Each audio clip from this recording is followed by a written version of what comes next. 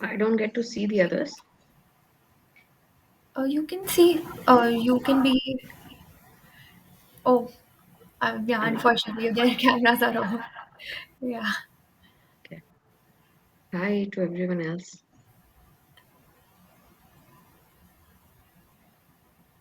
Hi, Hi. Hi, ma'am. It's a pleasure to have you on board. Hi. So you are? She's Shraddha. Okay. Hi, Shraddha. Hi. So Sukriti, me, Shraddha, and Khyati are the four people who started this journal club. Cool. We Awesome. and BTI. I know it sounds so much like BTS. Hi, Riddhi, and hi, Satish as well. So Well, we'll this begin. could be a platform for counselors as BTS. Absolutely. Have armies who stand genetic counseling.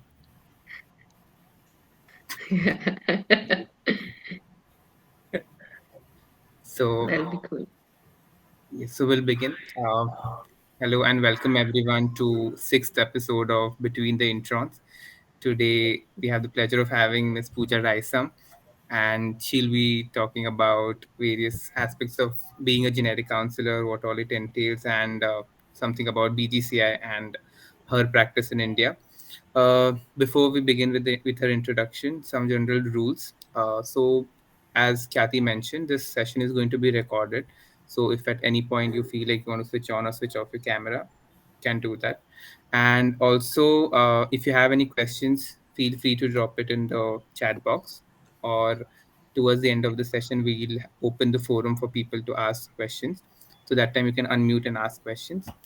And people who are watching this recording on YouTube, if you want to reach out to Pooja, you can reach out to her on her LinkedIn, or you can mail it to us. We will get your questions to her. So hi. Uh, so it's my pleasure to introduce Pooja to our audience today.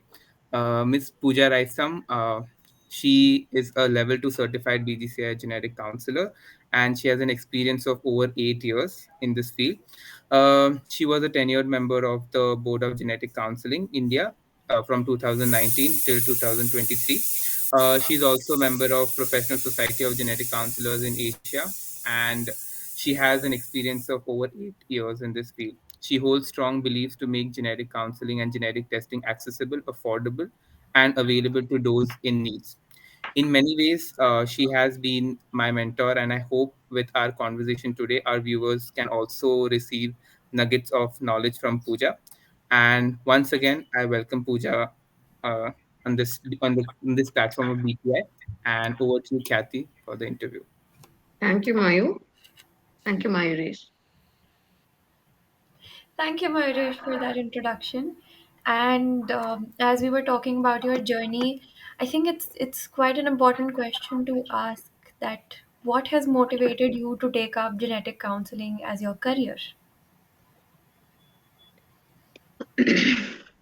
Well, it was a fluke of sorts that I even happened to end up as a genetic counselor, even studying it.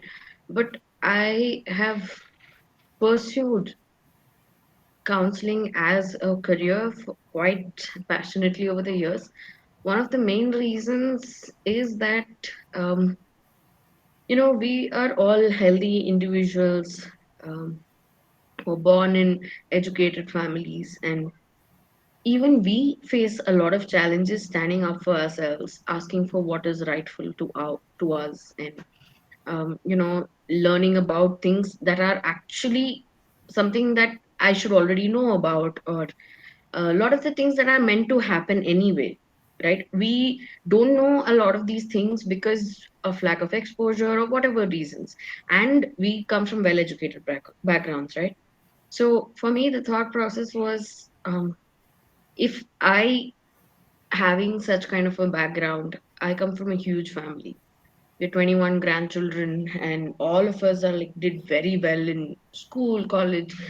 And for me, I was like, when I found it so difficult to stand up for myself and ask for what is rightfully mine, who's going to do it for people with disorders, right? And the reason why it became genetic disorders was because I was passionate about genetics and about helping such people. So it's not just about, it was initially not just about genetic disorder or affected individuals, but it became genetic disorders affected individuals because of my passion in genetics. So that's how I even started getting interested in this field.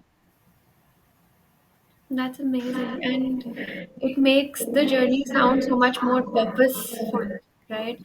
So Yeah, because I always knew I wanted to do something to give back to the society. I just didn't know what. And this kind of like fit the bill. Genetics is absolutely. there, helping this society is there. So, and the future generation, right? You're bringing out healthy children. So, you're contributing to the process of bringing out healthy children. So, Yeah. Right. At the end of the day, it's a quite satisfying job. And you having been in the field for 8+ years, I'm sure there are things that you have learned about genetic counseling. You have added to this field of genetic counseling in India as a pioneer, because it's 8 years is a long period of time. So what are your learnings that you have gathered, and what are some things that are a little latent, a little hidden, because everything from the outside is quite glittery. So, what's the good and the bad? the good and the bad is that, you know, when you become a genetic counselor, as you see more and more patients, or as you meet more and more patients, as you become what do you say, you have access to journeys of other people, right? So only when you do this on a routine basis and, you know, wholeheartedly, you realize how much it's actually changing you as a person. So shiny on the outside, yes, it's a fancy job, fancy title. Currently salary not great, not at all shiny, but fancy job, fancy title, something new. People want to know, oh, what's that? So yes, that's there. But on the inside, what you do see is how much you change as a person, how much you end up resolving a lot of issues you had with yourself or with people around you, because we also cater to psychosocial aspects, right? We see family dynamics in front of us. We see a lot of these things, how, what kind of situations people go through. It gives us a resolution to a lot of our issues.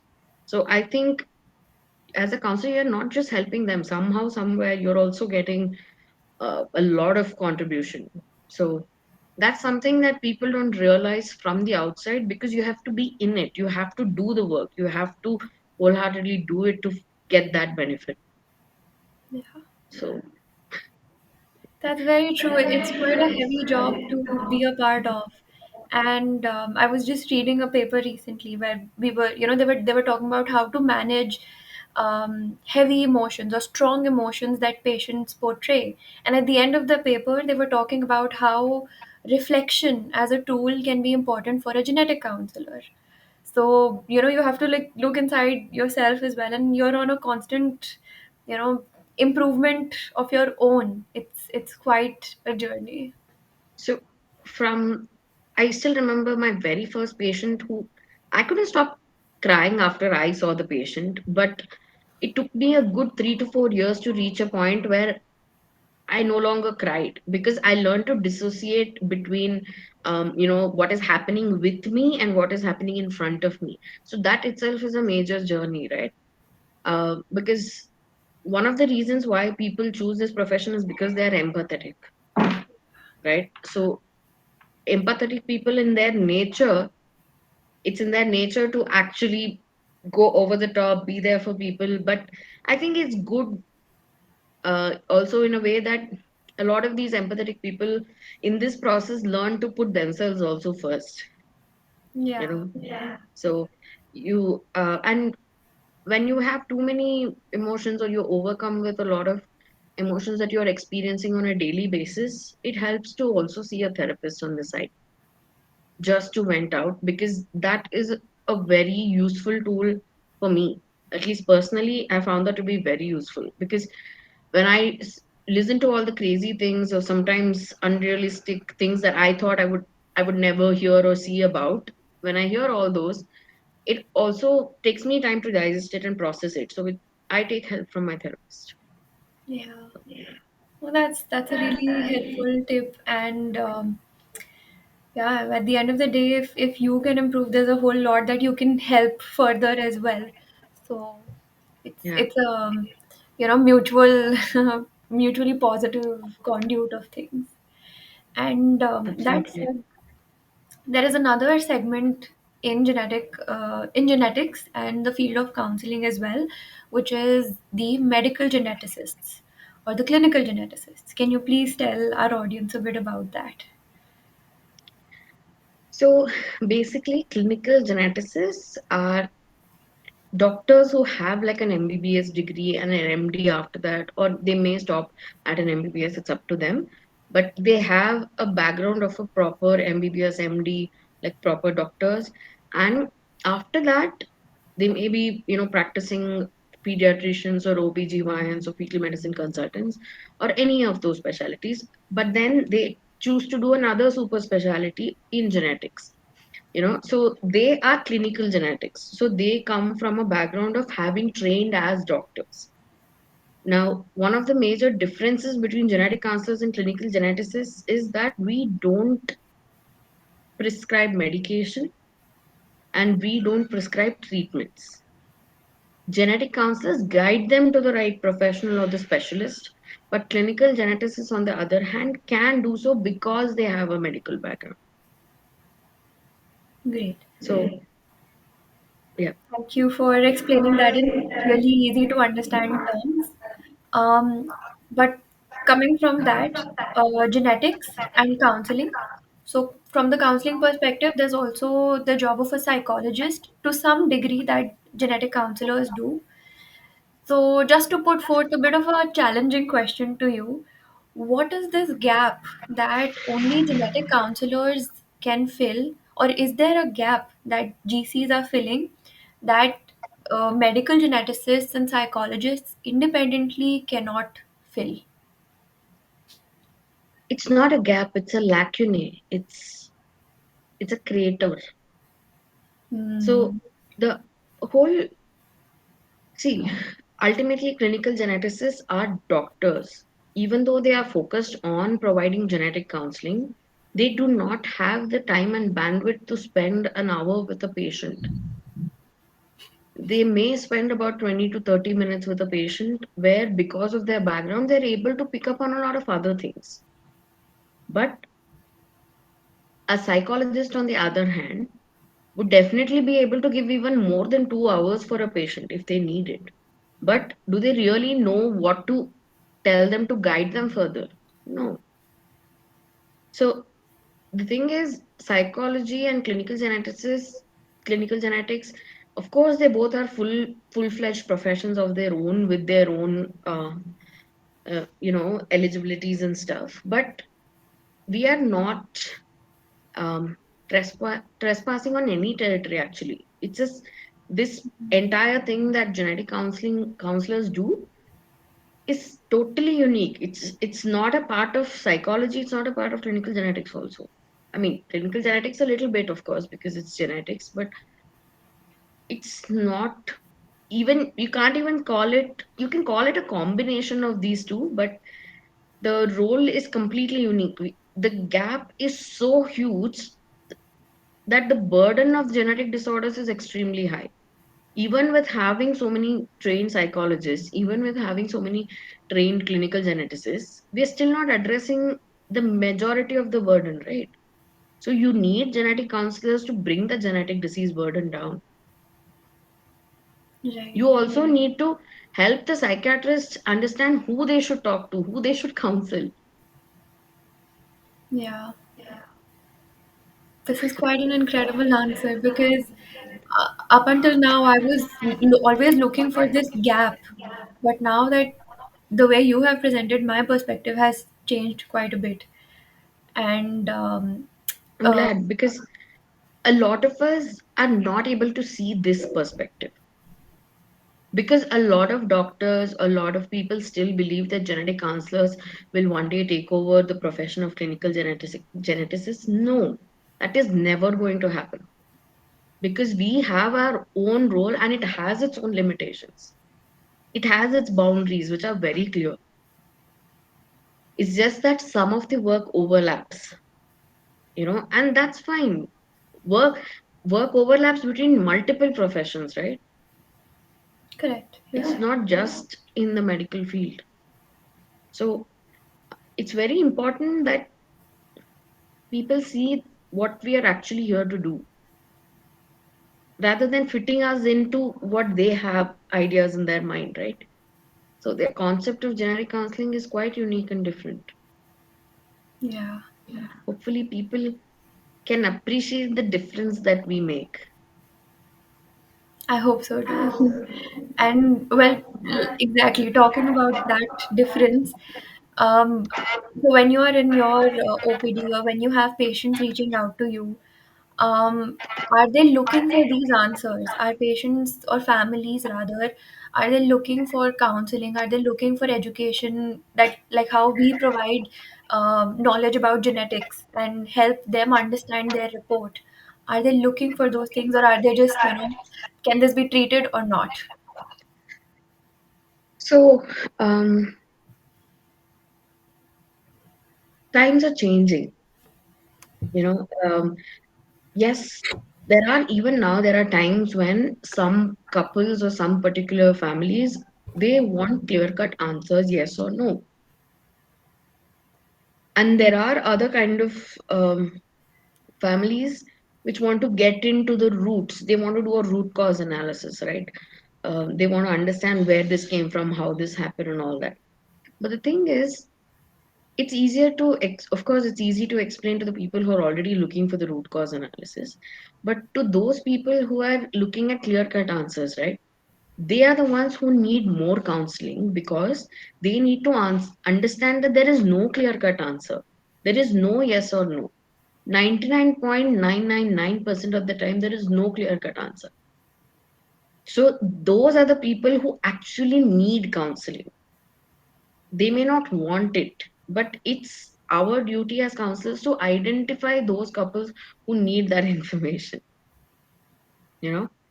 So and also one more thing I feel is that lately, see, we a lot of good things have also happened over the last 10-20 years, right? Last couple of decades, more and more people have access to the internet thanks to Geo, right? Everybody has a smartphone and everybody knows that they can look up things. So they're also curious, because human beings are curious people.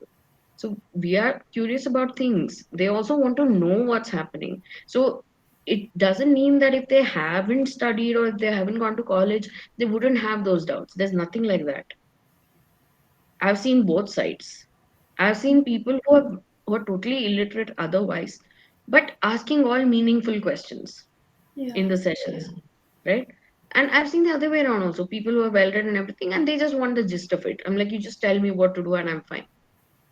So you have to, of course, cater to the patient, in a customized manner. But I think that because of increasing awareness, more and more people are understanding that it's okay to reach out to counselors, genetic counselors as well, and that there is something called genetic counseling.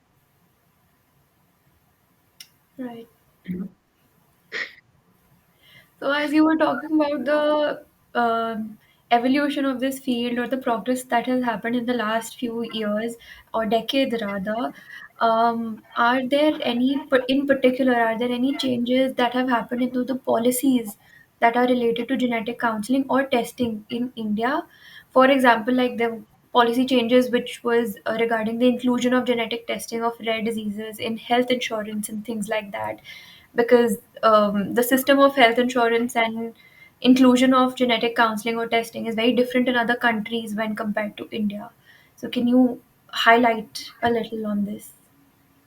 Um, so when I started my career as a genetic counselor, nobody knew of health insurance which included genetic testing at all. But now I find that a lot of companies, a lot of organizations have health insurance even for genetic disorders. And um, In the army, genetic testing is free for those who need it, for the army personnel. So I think that's a huge step, right? And also, as far as policies are concerned, more and more things are, being highlighted because of the increase in number of people who are aware of it, right? And of course, there are many more things that can change policy wise. Um, but I think we are already heading in the direction of, doing things that are beneficial to the community Hmm. as a country.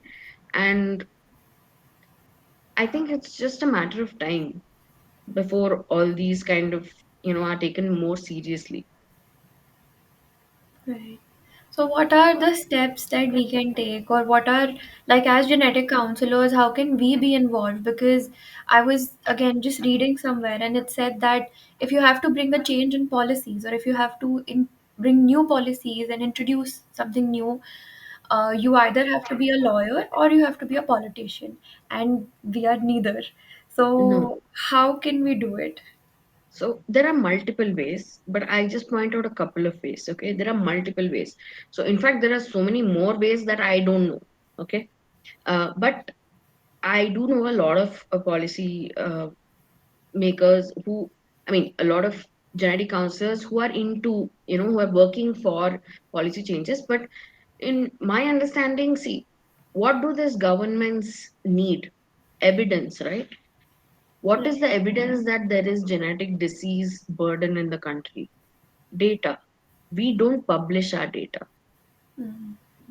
So one major way we can contribute is publishing our data, make it accessible. If you start publishing all the data that you have, all the kind of disorders that you see, in which kind of ethnic groups and where, and the founder mutations, you start publishing it, no? That is a huge contribution, because I'm sure once people start publishing, there will be somebody who will collate it all and get in touch with a lawyer who can help with the policy change or make approach this in the right way. So we need not do it by ourselves, but we need to do our part for it first. Yeah. I'm sorry, can I just take a second? Sure. Yes. Um, I'll speak.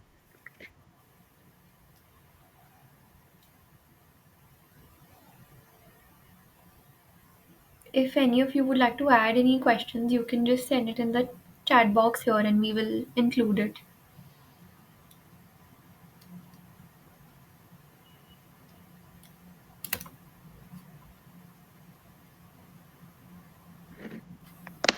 Yes, I'm back.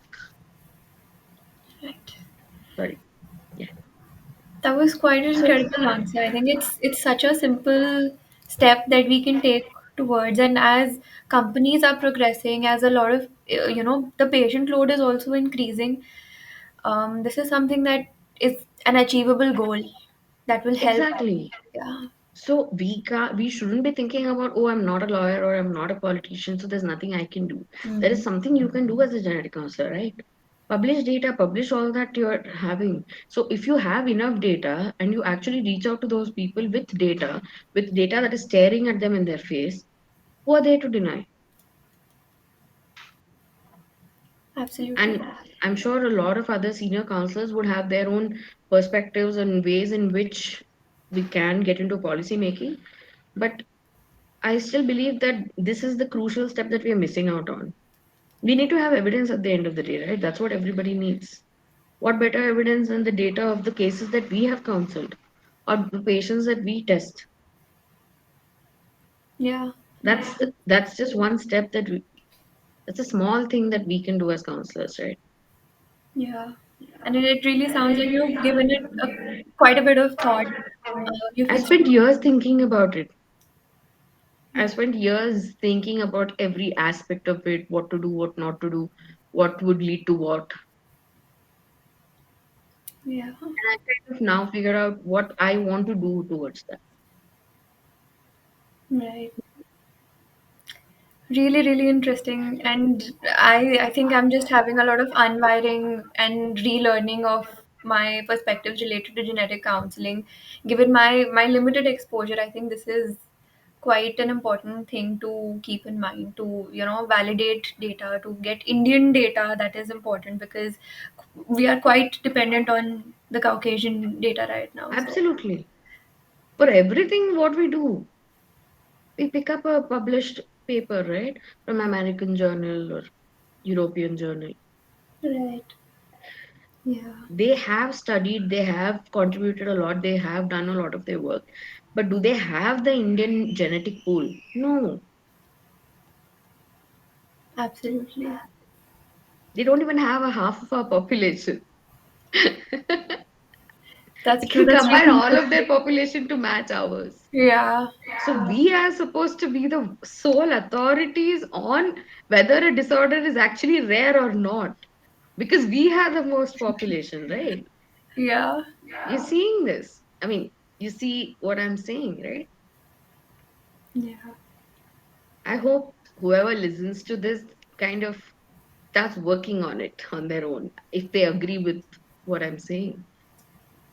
yeah. And just to pivot a little along the same lines, um, there is a lot of conversation that's happening about personalized genomics. There's pharmacogenomics, which has entered as well, and like as I was talking about the treatment and things like that, that patients or families rather more or less focus on.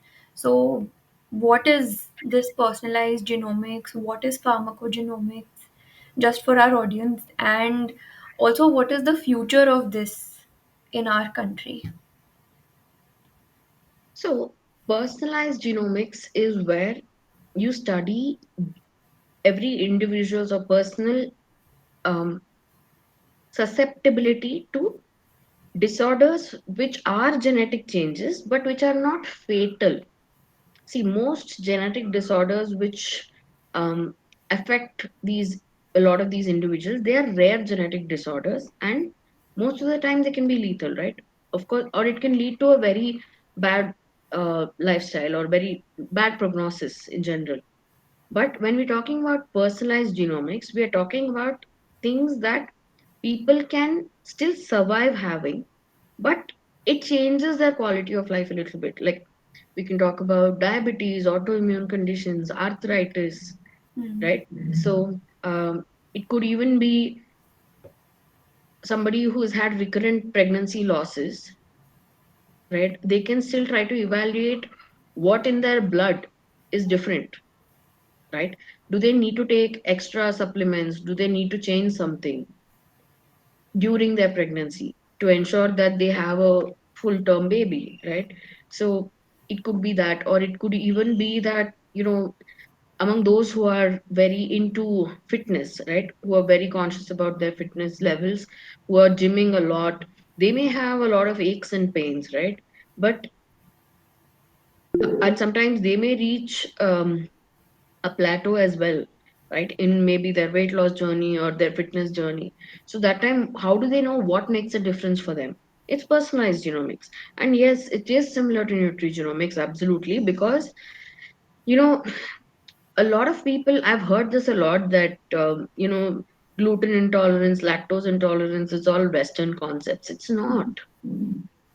A lot of us can be gluten or lactose intolerant, you know and it's not just that.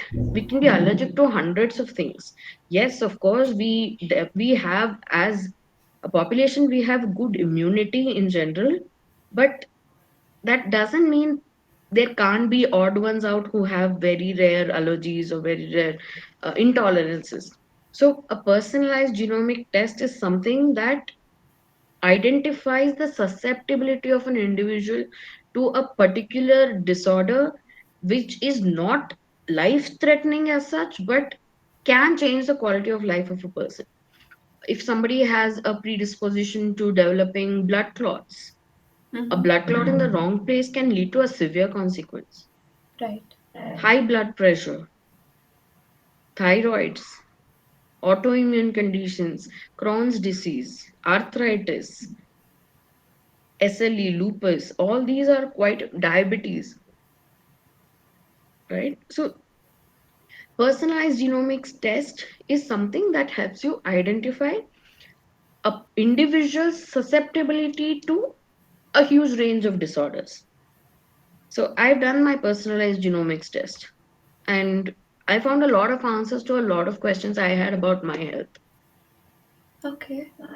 So, I mean, I'm all for it. And the future I see is, see, more and more people are going to want to know about themselves. So I think personalized genomics is going to be a really big thing in the future. And I think it's very important that GC start understanding and start working with it from now. How to interpret these reports? How do you how do you even associate it? Right? Because we are not doctors, but we don't need to be. There is a line that you draw. You don't prescribe tests, absolutely, but you can still identify certain things. You can still find the connections between things. That's what we do as geneticists, right?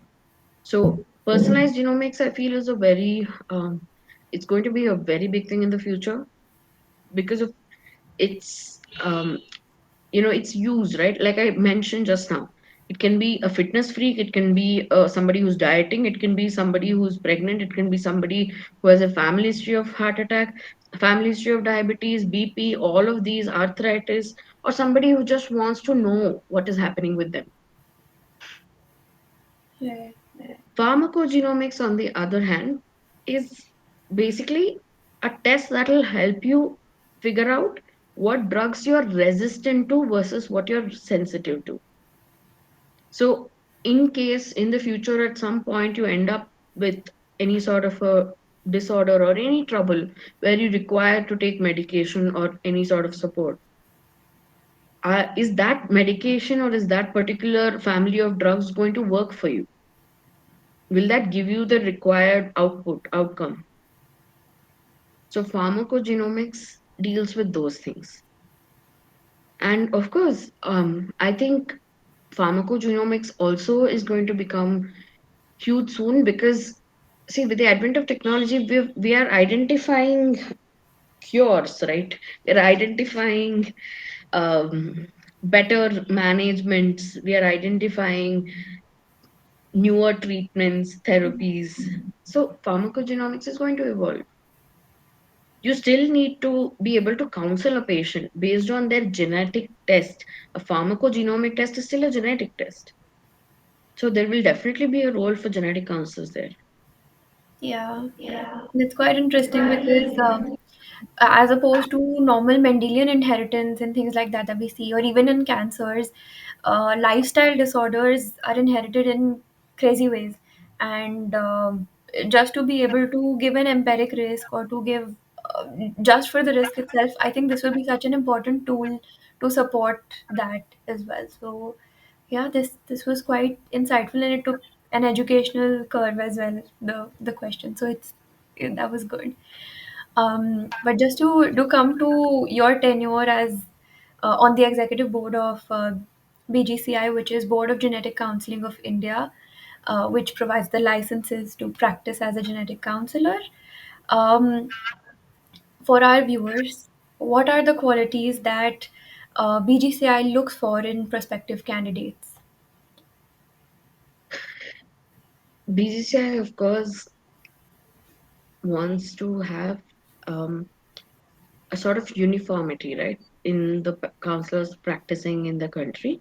So it's important that we come from a certain kind of background. So a master's degree is something that's important and something in life sciences. And second thing, you need to have the passion, you know. You can't take genetic counseling as a side job. It's a full-time job and it Yeah. has to be your passion for you to do well.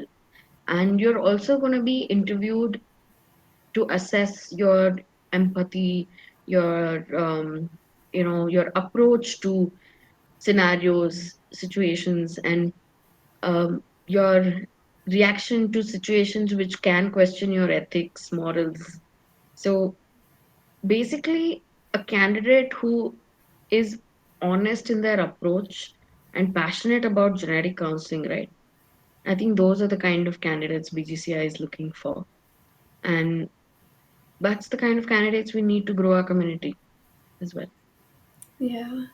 I think passion is really something that's common in all of the genetic counselors. Like the moment a GC or even an aspirant student starts talking about this, you can see it and feel it in their voice how Absolutely. committed they are to the field and how much they want to enter and you know have them help patients and see the tangible impact they're having on families. Yeah.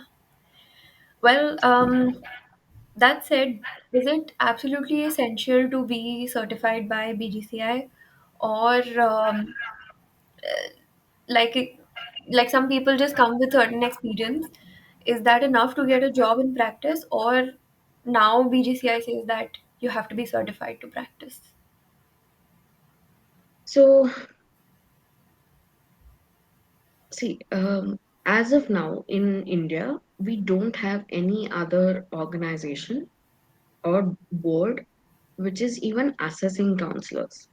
Hmm. And I think at this point, it's more beneficial to be BGCI certified because first you can network, you can get to know other counselors, you get to meet other counselors, learn from them, you can, and you have your own community, right? And also, having a certification from a body which is focusing on your profession is always on the positive side. It's always going to give you marks, right, on your CV or whatever.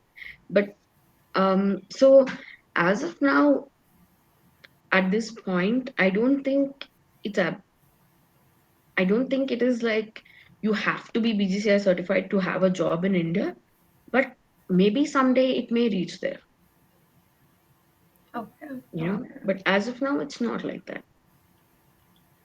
understood. And does that make a difference in the quality of students or the quality of GCs any company or receives? It's a slippery slope. The question is quite on the line, but um, So, to be honest, since our community is still small, there isn't much of a um, difference in the quality of candidates, right? Because even though some are BGCI certified, some are not, they would have studied the same things, they would have passed out from the same courses, So I don't think it's going to make, uh, I mean, I don't think it's a difference right now okay, as we go along. So right now, what we are just about 200 right, counselors in the country, right? yeah, So it's too small for us to say that there is a huge quality difference between certified and non-certified. I think the numbers have to grow for us to decide that. yeah.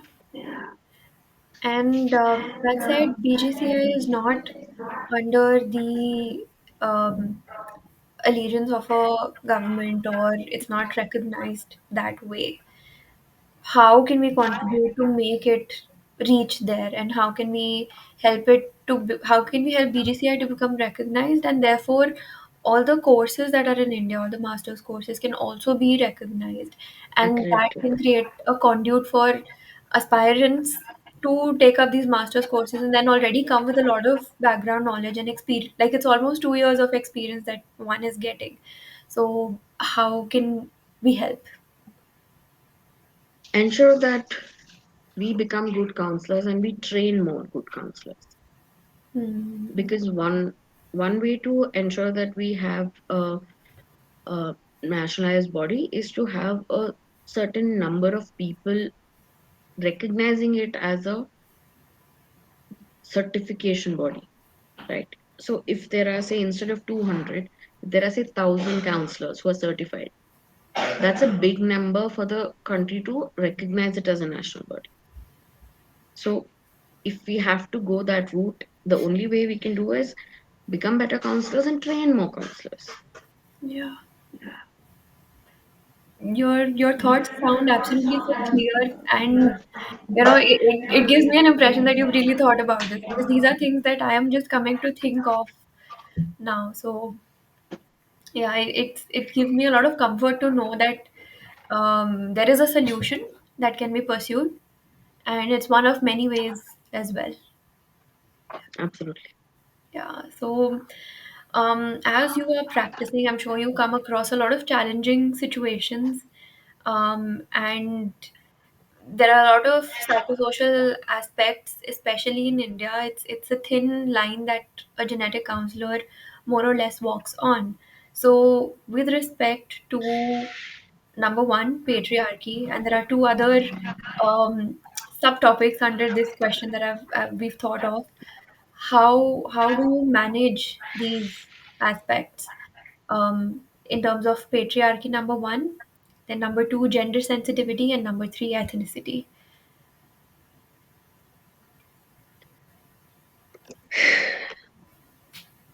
So now, when it comes to patriarchy, right, it is still a little tricky. It is going to be tricky at least for the next 2, 3 decades until we completely become a new generation where there is nobody on earth who belongs to the current or the previous generation. So, in the sense, what I'm trying to say is we have to deal with patriarchy on a daily basis and we can't go around ignoring it. We have to keep that in mind in our practice, and we have to come up with ways to go around it. Hmm. Like, see it, it's there, but you still find a solution anyway. Which see, basically what I do is when I come across such situations where I see that there are a lot of um, errors in judgment, or decisions that are taken on basis of things that I wouldn't consider as decision makers, right? And I also see if people forced to take certain decisions because of their existing society, their existing families, or whatever, right? I it's I'm very tempted, of course, honestly, I'm very tempted to tell them off. I'm very tempted to tell them off, but although I do that in my head, on the outside I have to think about the other person, the receiving end of the patriarchy, right? So by trying to empower a woman, I shouldn't end up putting her in trouble. She is not financially independent. So suppose um I end up talking back to a husband who's telling his wife to do a certain thing, but at that moment encouraging that wife to take her own decision because she has the right? But at the end of the day, if she takes her own autonomous decision, she's going to be out on the roads with no food, no shelter, no clothes. So at the end of the day, did it actually help her? No. So I think, although we have to be very um, like aware of the patriarchy and the its effects on people, Hmm. we have to remember beneficence, non-maleficence, autonomy, and justice. I think it comes back to that. You have to do what is right for the person sitting in front of you. It need not be right for the person next to them or for their world or for you, Yeah. right? So, patriarchy, that's how I deal with, because I see how much of an independence the lady has or the patient has. And depending on that, my way forward becomes very easy once I figure that out. Right. And gender sensitivity, can you clarify? Like, are you talking about the community, LGBTQ, or you're talking about what are you talking about when you say gender sensitivity? I think it has quite overlapping topics with patriarchy itself, wherein, like you have actually answered quite a bit of this, in especially when it came to decision making. So we can move Okay, on so to.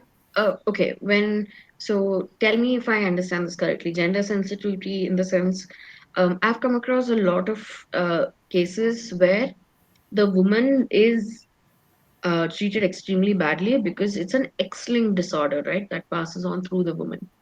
So I've seen multiple cases. I've had this one case where the guy came and asked me to speak to him privately, and then he's like, "Should I divorce my wife and get married again?" And I was like, "If she was in your position and you were in her position, would you like her to do that?" And he shut up. And I have seen a guy who didn't divorce but remarried the other the first wife's sister, and because they were the first wife's sister, she was also carrier of the same disorder, and he ended up with more children with the same disorder. Of course, in my head I'm thinking it serves you right, but you know, um, there is still a lot of um, stigma against women Mm-hmm. just because they are carriers. And I'm talking about carriers here, but even in a lot of cases of recurrent abortions and infertility, it's the women who are blamed, right? Right. Till date, always the question, in most cases of infertility, the couples ask for separate sessions, and they are like, is it my fault? Is it something in me? I'm like, no, because we haven't identified a genetic cause. If it was genetic and if I had identified an error in any of you, I could tell you, yeah, it came through you. I still wouldn't say it's because of you. It just happened to you, right? So there are a lot of people who still blame women, although 50% of cases of infertility is because of men, of course, or more. It's the men who carry horrible sperms. Who asked them to start smoking at a young age and drinking around, right? They don't realize the consequences it has on their sperm quality. Right. So, when you talk about gender sensitivity that way, I see that there's a whole lot of um, bias against the women. But I think it's important for us to show evidence and proof, talk about cases, show reports, do tests and show them, see, it's not the woman, it's the man. It could be man too. Of course, you can't get to do that in all cases because there will be cases where the woman is having an abnormality, of course. But wherever possible, educate, Mm. create awareness. That's the only thing you can do. You and as counselors, the first thing you realize after you start practicing for a few years is that you cannot change the world. Although we all get into it so passionately because we want to make a difference, it's not easy. Definitely not. Yeah. And if we talk about ethnicity, again, are you talking about certain communities in India or are you talking about in general?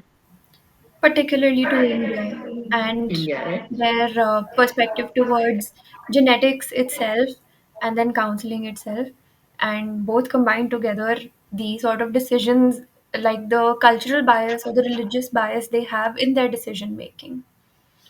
So, see, I have seen extremes. Okay, I have seen a family where uh, the woman was ready to sell all her land in the village because she wanted a donor ova. She didn't want the husband to feel that the child was not his.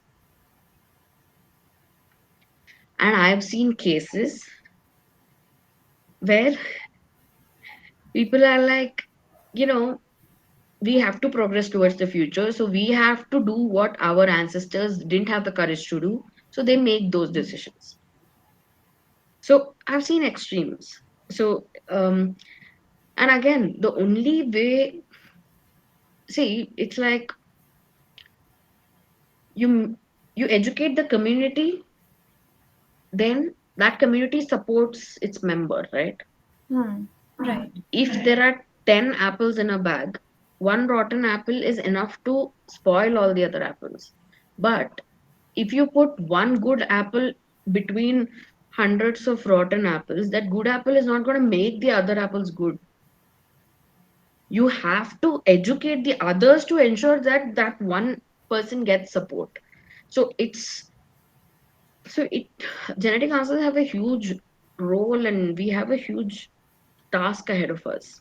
Our education, creating awareness, it can't be limited to patients. It also has to be focused on the society and the support systems of people, right? Because most of our support systems are what? Who? Our neighbors, right? Right. Neighbors, or we have the elders in our family, whoever has whoever. So I think ethnicity wise, I see that a lot of a lot of people nowadays are making decisions based on counseling sessions, which is a great thing, which is a great change. But of course, there are people who are still fixated on certain things, certain ways things work. And But I see that uh, but I see a lot of people questioning the, what do you call that? Um,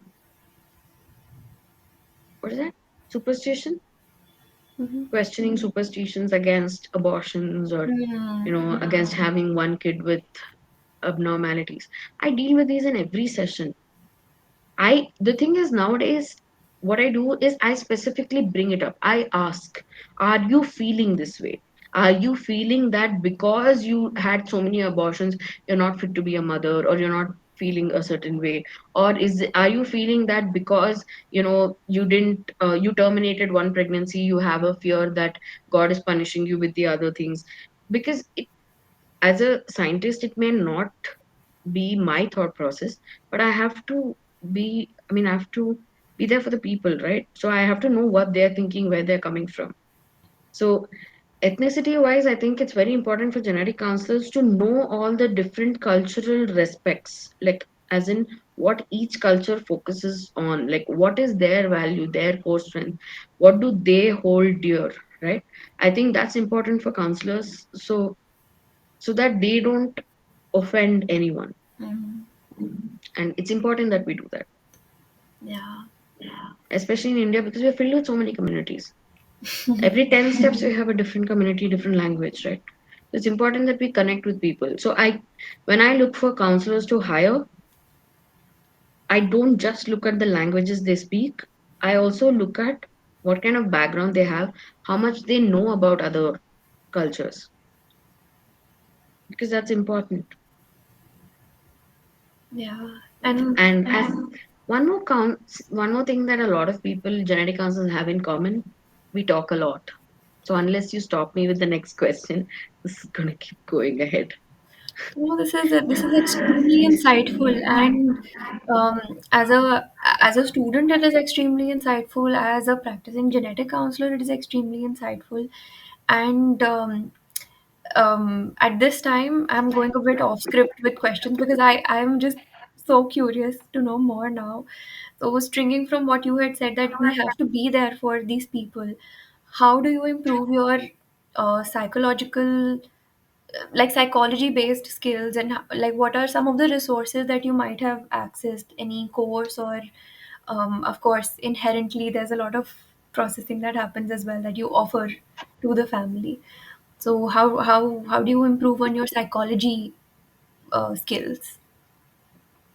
So there are multiple ways. Um, you know, so for me, um, I've always personally been interested in psychology. So as a part of my undergraduate studies, postgraduate studies, I ended up taking psychology everywhere as a, um, you know, um, one of the Electives. alternative subjects. Electives. What's it called? Electives. Yeah. Oh my God. Okay. Reminds me of how many years out of college I am. Okay.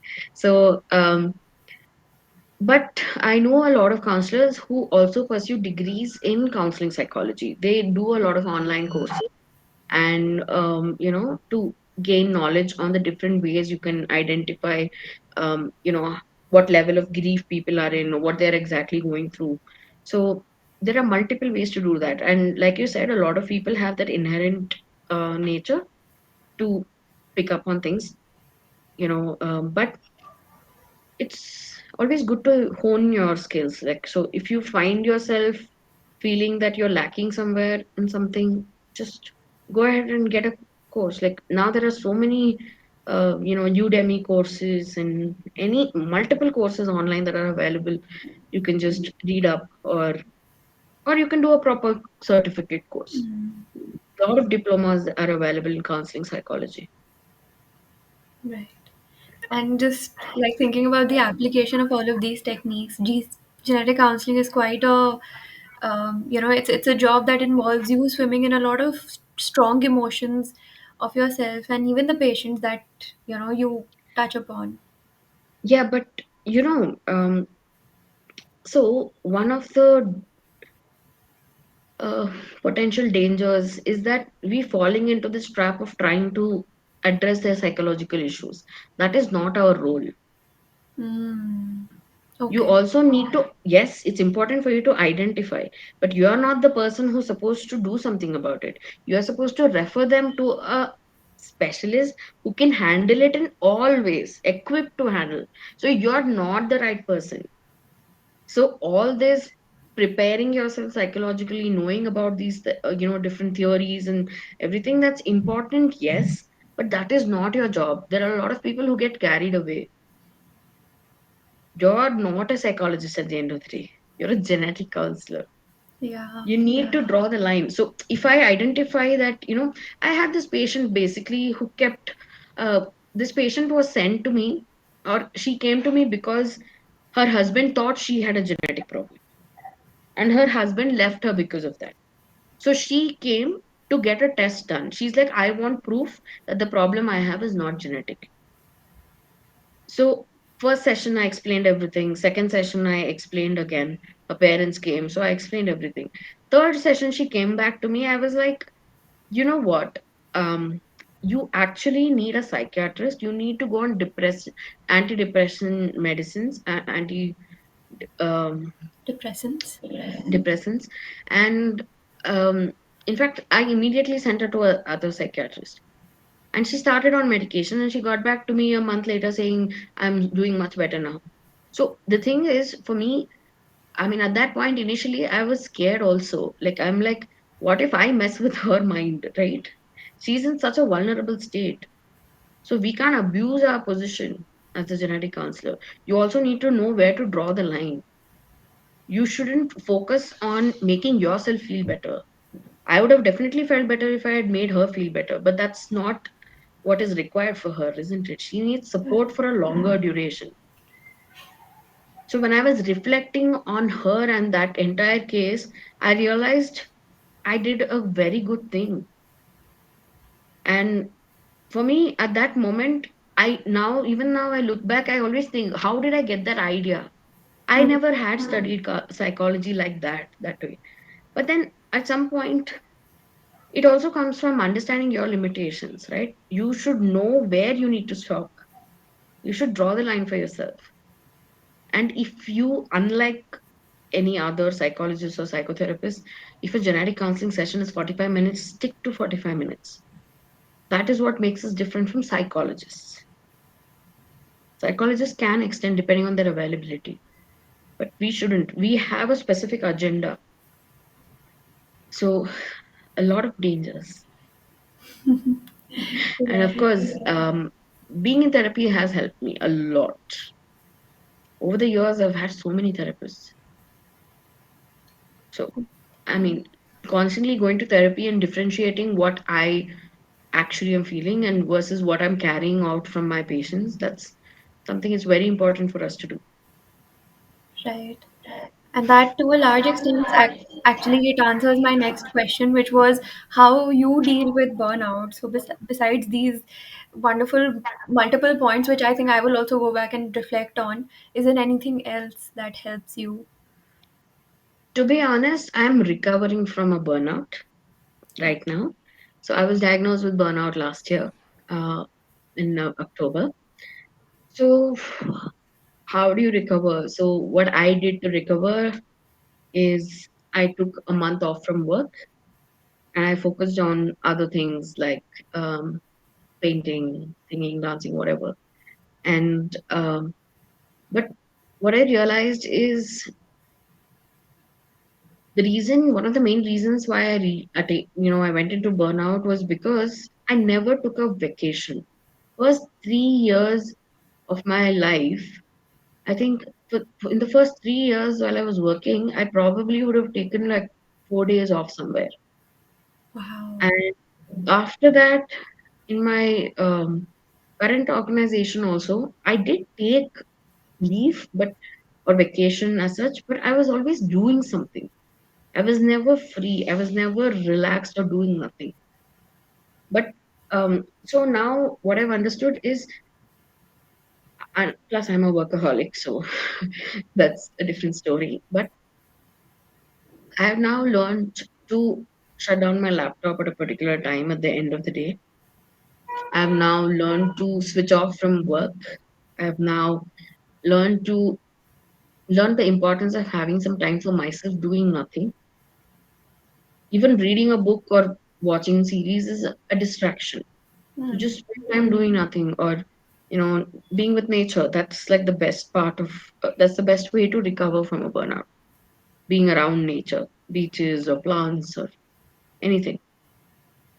So as a recovering burnt out, ex burnt out, or kind of still burnt out person, I think there's if you start, because when we are young, right, we tend to focus on all the things that we want to accomplish. We don't consider our health as something that we need to accomplish. It's only when you start getting old. I feel so old. Yeah, but uh, that's when you start actually focusing on what is important for you. But my so of course, one of the things that I'm trying very hard to do is not to let my juniors take the same way. So um, I try my best not to disturb any of my juniors or people who work with me or under me during their vacation or during their off time or beyond a certain time. I wouldn't even leave a WhatsApp message, because you're always curious to know, right? What did somebody say? So you want to Hmm. open your message and see. I try my best not to do that. And although it's a little difficult for me because I still need to get things done, right? So with the kind of load that we have, it's not easy for you to enjoy like a work life balance all the time. So compromises need to be made, but I think next 5 years down the line, I think things will be very different positively, and more people are going to manage their work life balance better, especially genetic counselors, because I believe the next 5 years all this will happen because I'm I believe that I should talk about what is happening to me, right? So I also ensure that, so I'm currently the chief genetic counselor at Lilac. So we are a team of about 9 counselors, including me. So I ensure that I tell each one of them, like in any setup, like what I'm going through or what I did, what could have led to this. So that, and I also, you know, when I identify these signs in my colleagues, I do take some time to talk to them about it. And so those are the ways I think we can educate more counselors about burnout, because it's a real thing.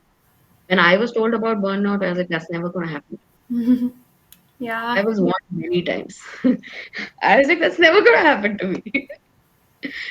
And so I do realize that people now, a lot of people now are in that denial phase where they think it's never going to happen to them. But it's important that for a person who has gone through it, I think it's important that I help them identify. See, beyond that, what they do is not up to me, but at least what I can do is point out. So Absolutely. And talk about burnout, talk about things that don't go well. We have to talk about things that go wrong. Only then things can go right. yeah, like it's just a little bell that you're ringing, for others. And I'm like, thank you so much. I'm so grateful that you've shared such intimate details about your experiences. And I'm sure those who are watching will also get an insight into how their life can be, 5 years down the line.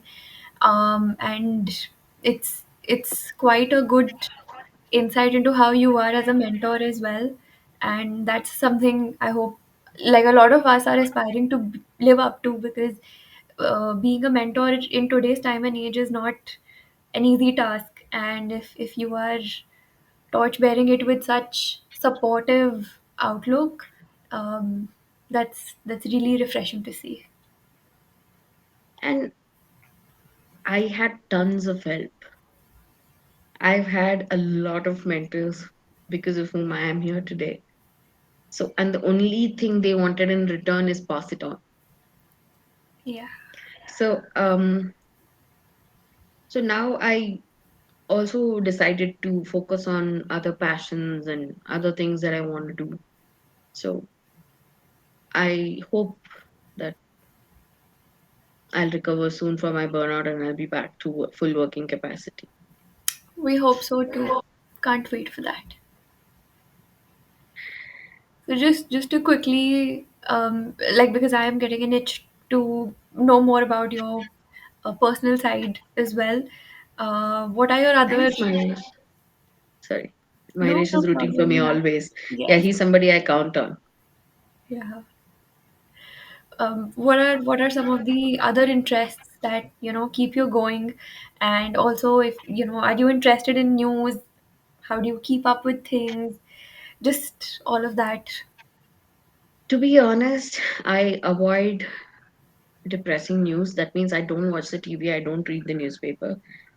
Um, because even the times that I've accidentally glanced at newspapers, I've read depressing stories. Somebody killed somebody, somebody murdered somebody. There was a story of a physiotherapist who murdered her mother-in-law, took her in a suitcase to the police station and went in and said, I murdered my mother-in-law, she's in the suitcase outside.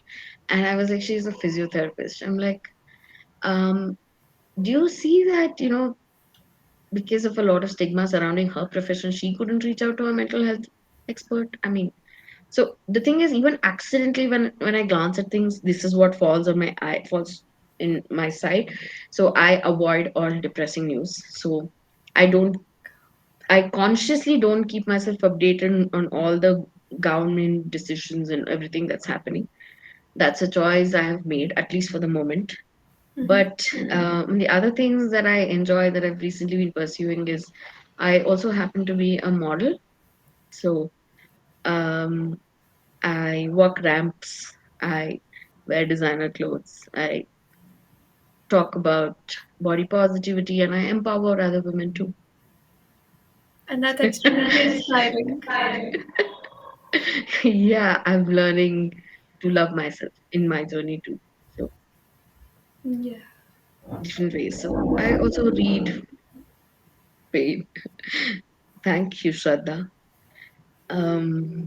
Yeah, so I'm also a dancer, so I always wanted to focus on multiple passions. So We're all cheering for you in the stands. thank you. Next time I have a fashion show in your city, I'm gonna give you tickets. Yes, please. So yeah, I am right now focusing on other things too. So like this, yeah. So I also design clothes uh, sometimes.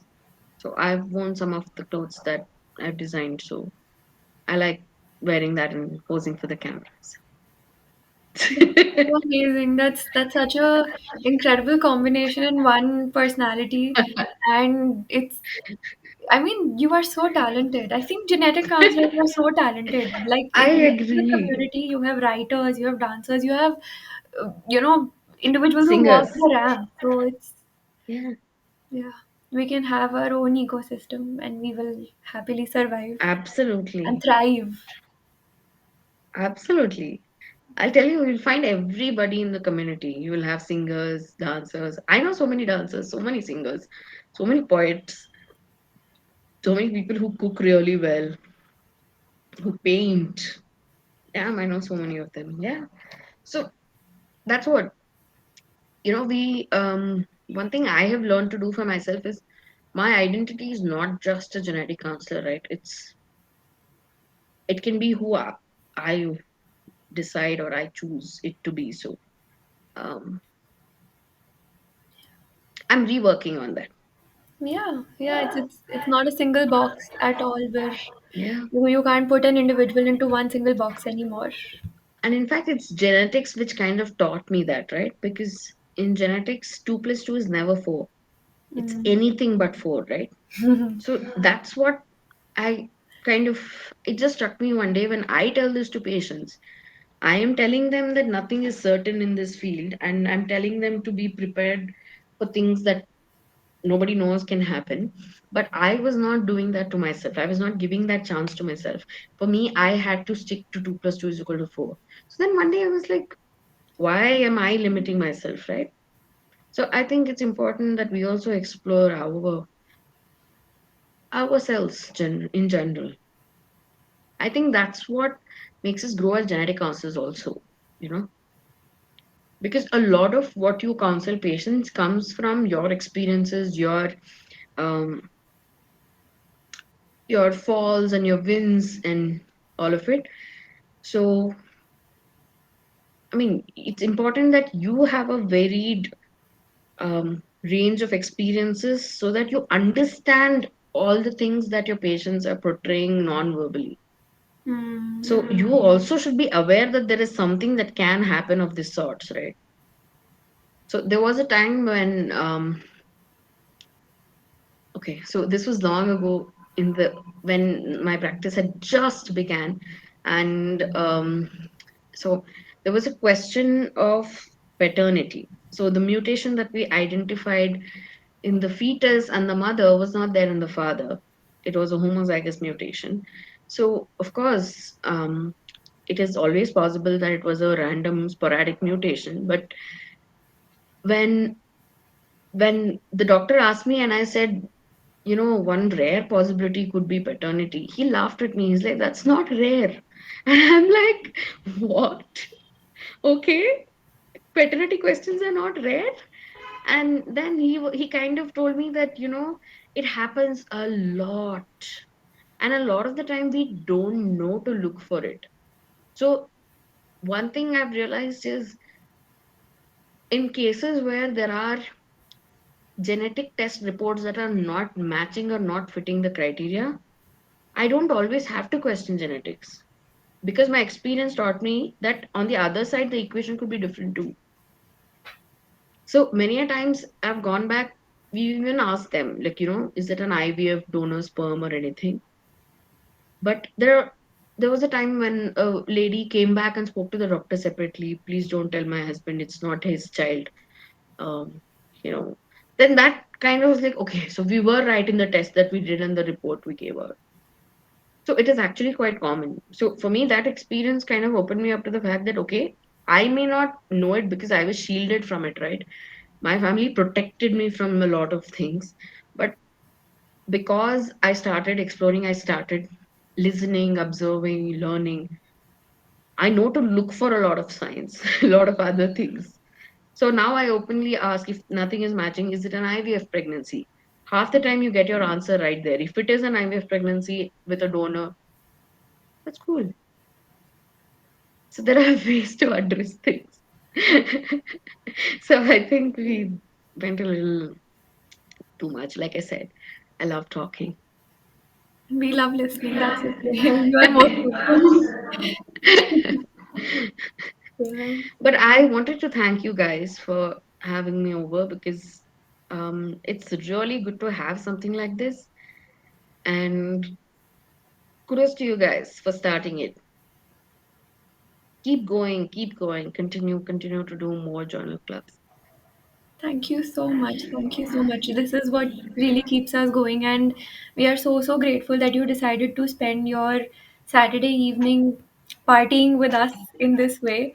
It was really insightful, very resourceful, and personally, I think I will go back and listen to this entire thing again because so many of my perceptions were challenged, and I had a lot of relearning done in this 1 hour itself.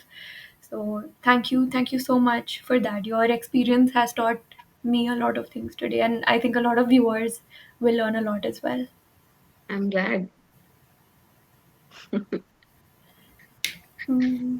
Mayuresh, would you like to say? Uh, Thanks, Shraddha. I think, like Kathy said, we are very thankful, Pooja, that you spent your Saturday evening with us. And I felt like this interview should not stop. Like we are here to listen to you talk about Really? genetics. Don't flatter me. No, see, this is what I'm saying. That thank you so much for sharing these insights, because I think having worked with you, having I was trained with you when I was at Lilac, and I was working as a trainee genetic counselor and then laboratory genetic counselor. And these are the things that you get to learn from Pooja, is that she's passionate about genetic counseling, and she is invested in this field with her heart and soul, and also her brain. And she is she's very passionate. She does things with a certain motto in her mind. She has things to attain, and you see, like, there's a clarity in her, the work she does. And I wanted people to know about it. I wanted people to listen to it. People who are getting into this field, Too much flattering right now. see, when the audience is going to listen to this conversation, they're going to completely agree with this, and yeah. they're going to be like, okay, this is, because thank you so much for putting talking about how this field is, like pharmacogenomics, or something that is coming up, and how we can deal with it, and putting out topics like what genetic counselors can do to improve, kind of their scope of practice, or even policy making, something which a lot of genetic counselors are interested in, but they don't know where to start from. And like being a person also, when you're a genetic counselor, you can have personality, and you can do a lot of things. So that is something I think a lot of people need. So thank you so much for sharing that. And I'm sure people would love to revisit this recording whenever they have doubts, or whenever they feel like, okay, why genetic counseling. So yeah, I once again, I thank Pooja for like devoting time to us. And Of yes, course, I would always, in any way, if you require any support from me, I'm always available. You know that. So yes, this is also a form of my support because I totally approve of this. And I was like, where was this all this while? I do keep seeing the topics on social media, and although I may not be able to attend, but I keep seeing the topics. But that's amazing. I mean, I hope to be more involved soon, even as a listener, from my side. But one thing before we end this, I just wanted to say that a couple of my mentors told me this in different ways, and it stuck with me. That in India, right, we don't look at other genetic counselors as our teammates. We look at every other genetic counselor as a competition, which is not the scenario. We shouldn't be competing against each other. We as a community should become, standing together to compete with the other professions. And I really look up to a lot of my mentors. I have Nibi, I have Mercy Lord, and I mean, so many of my mentors, and I'm so grateful that I had a lot of them, because I wouldn't have had a lot of guts to do what I did without their support. So, like how you guys are feeling right now, maybe I don't exactly know, but I can imagine based on what you're saying. But I think that's exactly how I felt when I spoke to my mentors or when they spoke to me. So soon you'll be the one speaking. You'll be inspiring other people because, like I said, we need to increase our community. We need to work together. And Satish, all the best in your genetic counseling journey. If you've decided to become a genetic counselor, then that's really great. Good for you. And um, that's wonderful. Of course, you're welcome. And I want to thank Shraddha, Sukriti, Khyati, and most importantly, Mayuresh for also supporting me, right? It's not a one-way street at all. And experience, all that is great. Some can have more, some can have less, but as human beings, we still need each other. So we have to be there as a community. So thank you guys too. I think you guys are doing a really good job. Thank you so much for saying that, Pooja. And I think Kathy and me were having the same discussion that we as genetic counselors need to be together. And um, like me, Sukriti, Kathy, and Shraddha, we started this platform because we wanted people to come together, genetic counselors, people who are interested in genetic counseling, students, and be genetic counselors and talk about genetic counseling and not have those labels like we come from a diagnostic company, we come from a hospital, we're representing ABC people or ABC company organization. That's all there. We know we have limitations, we have certain boundaries, we have certain things to work in those boundaries, but we are genetic counselors and we need to come across as a community. Like when you two spoke about policy making, you spoke about handling burnout, you spoke about keeping our profession, that okay, you need genetic counselors. If we want to put that voice out, we need to be together. And like you rightly mentioned, that's not going to happen if we continuously see each other as some sort of competition, which leads to seeing each other as a threat. And we are not in survival mode, we are such a small population that this competition does not make sense. And Absolutely. We're endangering ourselves. true. And that actually makes us vulnerable to other people who can use us not just as a resource but just as a utility, wherever you whenever you want and however you want, you can fit us in. And actually genetic counselors have that capacity to fill in a lot of gaps, but it should not happen that we fill in gaps which are benefiting others and not us and not the No, profession. that's the thing. We are not filling gaps. We're existing separately, which Yeah. happens to be filling a lot of gaps. Yes. True. I think there's just So so much we are trying to absorb.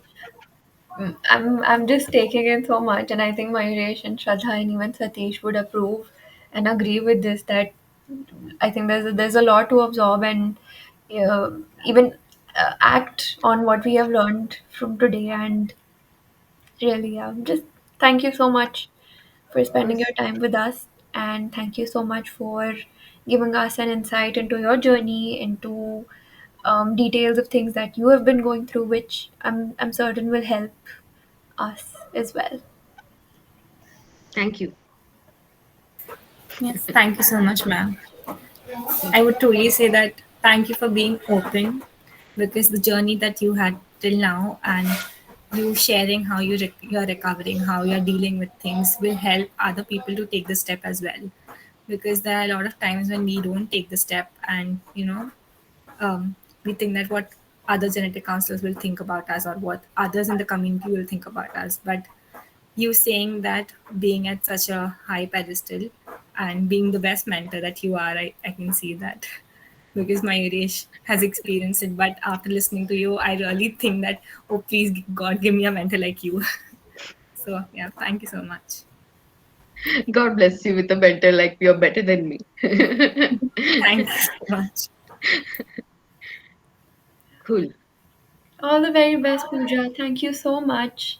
Thank you, and all the best to all of you guys too. Keep it going.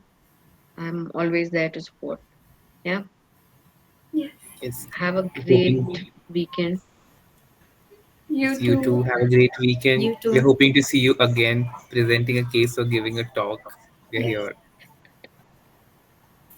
Thank Done. you. Thank you Thank so you, much. guys. Bye.